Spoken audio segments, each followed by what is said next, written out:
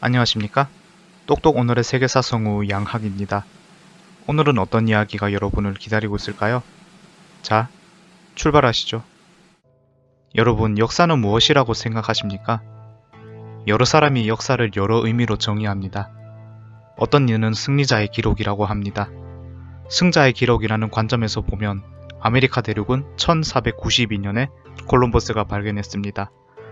그런데 제가 좋아하는 표현은 영국의 역사학자인 E.H. 카가 남긴 말입니다. 역사는 과거와 현재의 끊임없는 대화다. 이 표현대로라면 콜럼버스가 아메리카 대륙을 발견했다는 소리는 허구입니다. 왜냐하면 유럽인이 들어오기 전부터 아메리카 대륙에는 분명하게 문명이 존재했기 때문입니다. 마야 문명, 아즈텍 제국, 잉카 제국. 여러분께서 오며 가며 들었지만 어렴풋하게 알고 계시는 아메리카의 문명을 3부작으로 만들어 보려 합니다. 아주 대륙을 넘나들며 주제를 다뤄서 여러분을 혼란스럽게 하는 이 채널은 똑똑 오늘의 세계사입니다. 다만 그 혼란스러움도 즐기시기를 바랍니다. 편식하면 쉽게 질리는 법입니다. 여러분, 혼란과 기대가 뒤섞여 있습니까? 콘드라가 힘차게 날아오르는 아메리카 대륙으로 가보시죠. 아메리카 대륙이라고 거창하게 시작했지만 지역 범위를 줄여보겠습니다. 문명사라고 볼 수 있을 만한 유적을 중남미에서만 볼 수 있기 때문입니다. 물론 북미에도 사람은 살고 있었습니다. 소위 인디언이라 하는 원주민이 있었지만 국가체계로 이뤘다고 보기는 힘들고 부족 단위로 살았을 뿐이죠. 오늘 주제는 마야 문명입니다.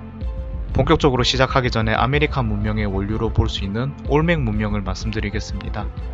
올맥 문명은 기원전 1200년경부터 짧게는 기원전 400년경, 길게는 기원 기준 전후쯤까지 멕시코만 부근에서 번성했습니다. 언제 멸망했는지는 아주 명확하지는 않습니다. 올맥 문명이 주목받은 이유는 거석 두상 유적을 남겼기 때문입니다. 이 두상은 무게가 25톤, 가장 높은 것은 3m에 육박하면서 상당히 인상 깊습니다. 그리고 눈매 모양과 두툼한 입술을 보면 동양적이라서 아메리카 대륙에 있는 사람이 아시아에서 이주한 것 아니냐는 가설의 근거가 됩니다. 과거 빙하기에는 해수면이 낮아서 아시아 대륙과 북미가 연결되어 있었는데 그곳이 현재 베링 해협입니다. 올맥 문명은 비슷한 시기에 뜨고 진 아시아와 유럽의 문명과 비교하면 중앙집권 국가로까지는 발전하지 못했습니다. 또한 문자가 없어서 올맥인이 어떻게 살았는지 구체적으로 유추하기는 어렵습니다. 다만 맹수 중에 아메리카 대륙을 대표하는 포식자인 제규어가 있습니다. 이 제규어를 숭배하는 토테미즘이 있었습니다. 자, 지금까지는 사전에 뇌를 푸는 정도였다면 이제는 마야 문명을 현란하게 파헤치겠습니다. 그런데 여러분, 마야 문명은 들어보셨어도 마야 제국은 못 들어보셨죠? 마야 역사 자체가 워낙 베일에 쌓여서 명확한 기간을 말씀드릴 수는 없지만 뭔가가 발견되는 기원전 6세기부터 기원 후 16세기까지 무려 2000년에 가까운 시간을 잡아도 마야가 단일 국가를 이루지는 못했습니다. 다만 고대 그리스가 그랬듯이 멕시코 남부의 유카탄 반도, 과테말라, 온두라스, 엘살바도르 등의 도시국가를 이루기는 했습니다.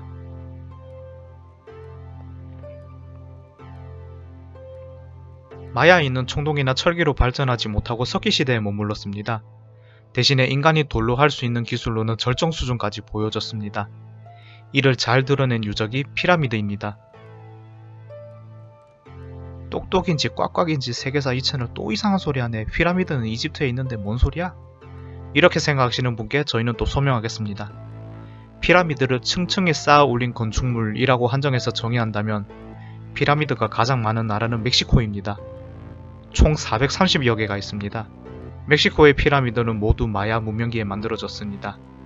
피라미드가 이집트에서는 파라오의 무덤이었다면 마야에서는 하늘에 제사를 올린 곳이었습니다. 여기서 제사를 올린다는 점이 중요합니다. 종교와 관련이 있기 때문입니다. 마야에서 성행한 종교는 태양과 달 같은 자연을 형상화해서 섬기는 다신교였습니다. 자연을 신격화하고 제사를 지내는 신분이 존재했다는 점에서 이전의 올맥인과 달리 마야인은 정착하면서 농업을 시작했다는 점을 유추할 수 있습니다. 어느 인간 사회나 마찬가지겠지만 농사는 중요합니다. 농사를 지으려면 시간이 어떻게 흐르는가도 파악해야 합니다. 언제 씨 뿌리지? 잡초는 언제 뽑지? 언제 수확하지? 다 알아야 합니다. 이것을 알려는 노력이 역법이라는 문명의 정수를 나오게 했죠. 마야인은 현대인이 쓰는 그레고리력보다 더 정밀한 달력을 만들었습니다. 그레고리력은 1년을 365.24251로 보고 있는데 마야 달력은 365.24201로 계산했습니다. 실제 1년 길이라고 밝혀진 일수는 365.24221입니다. 우리가 중학교와 고등학교에서 배운 절대값 개념을 적용하면 그레고리력과 실제 1년 길이는 0.00031 차이가 나고 마야 달력과 실제 1년 길이는 0.00021 차이 나고 있으니 마야 달력이 더 정확했다고 볼 수 있죠. 앞서 말씀드린 것처럼 청동기와 철기로 발전하지 못하고 석기시대에 머물렀던 마야입니다. 대단하지 않습니까? 마야가 1년 길이를 이렇게 정확하게 잴 수 있었던 비결은 마야인이 이미 금성과 지구의 태양공전 궤도를 계산할 수 있을 정도로 발전한 천문학 지식이 있었기 때문입니다. 반면에 유럽은 어떻습니까? 16세기 들어서야 코페르니쿠스가 지동수를 주장했습니다. 그리고 갈릴레오가 이를 증명했다가 종교재판에서 있는 대로 얻어터지고 자신의 죄 아닌 죄를 인정해야 했습니다. 물론 재판이 끝나고 나오는 자리에서 그래도 지구는 돈다 라고 웅얼대기는 했죠. 이를 익히 알고 있는 우리로서는 그저 놀라울 뿐입니다. 마야인은 옥수수를 주로 경작했습니다. 우리가 먹는 옥수수의 본고장이 바로 마야인이 살았던 터전입니다. 저도 옥수수를 참 좋아하는데요. 감사합니다, 마야인 여러분. 그리고 마야인의 창조시나 포폴부를 보면 천지를 창조한 깃털 달린 뱀 쿠쿠마츠와 하늘의 심장 우라칸이 인간을 옥수수에서 창조해냈다고 나와 있습니다. 글쎄요, 그래서 아메리카 인디오가 얼굴색이 누리끼리 할까요? 자, 방금 제가 신화 이야기를 했습니다. 여기서 뭔가를 눈치채셨습니까? 그렇습니다. 문자입니다. 사각형 공간의 여러 문자 기호를 조합하여 뜻을 나타내는 표의 문자라는 점이 한자가 유래하게 된 배경과 비슷합니다. 마야인도 자신의 삶이나 생각을 당연히 오랫동안 많이 기록했겠지만 오늘날까지 전해지는 것은 안타깝게도 사본 80여 쪽에 불과합니다. 이렇게 기록물이 많이 남지 않은 이유는 뜬금없이 종교 때문입니다. 스페인 출신이면서 중남미 지역 주교였던 란다 신부는 처음에는 마야 문명에 매료되어 방대한 내용을 필사했습니다. 그런데 신나게 필사해놓고 나중에 그 내용을 보니까 산 사람을 제물로 바치는 인신공양 내용을 발견한 것이죠. 그것을 보고는 마야 문명은 악마의 산물이라고 하면서 불사를 것을 지시했습니다. 그래도 그 와중에 화를 면한 필사본이 남아서 현재 독일의 드레스덴에 보관되어 있었습니다. 시간이 흘러서 제2차 세계대전까지 갑니다.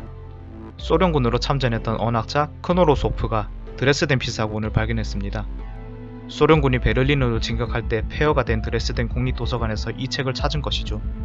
그 잘 타는 종이가 불에서도 살아남고 전쟁에서도 살아남아서 발견됐다니 참 드라마틱합니다.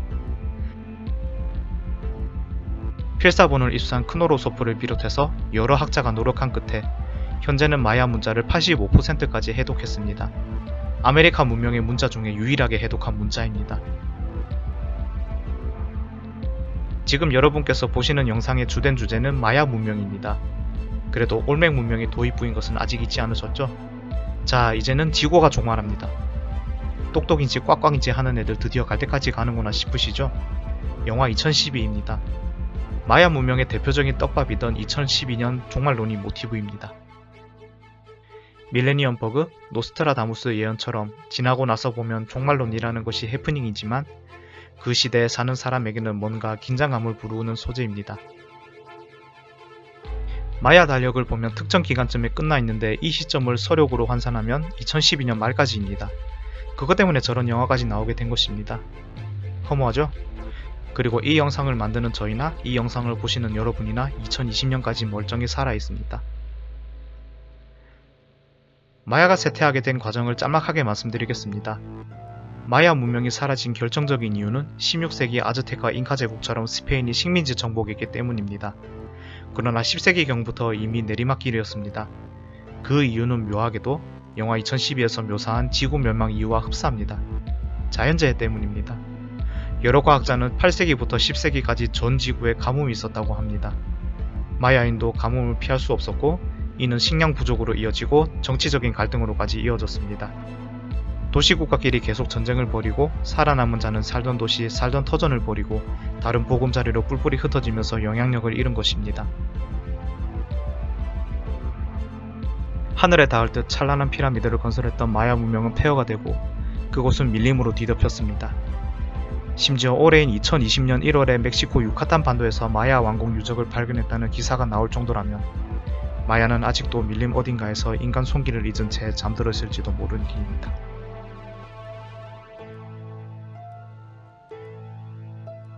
내일은 또 어떤 재미있는 세계사 이야기가 있을까요?